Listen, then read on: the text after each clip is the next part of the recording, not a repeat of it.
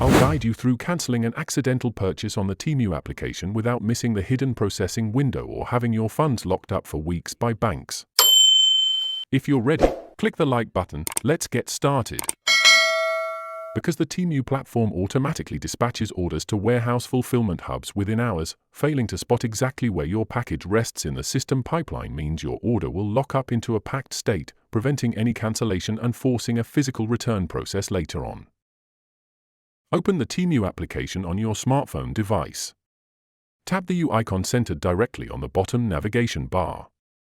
Select the Your Orders button located right at the top of the menu display. Tap on the sub-tab labeled Processing to look up your pending packages. Find the problematic purchase, click the three dots menu icon option next to it, and select Cancel Items.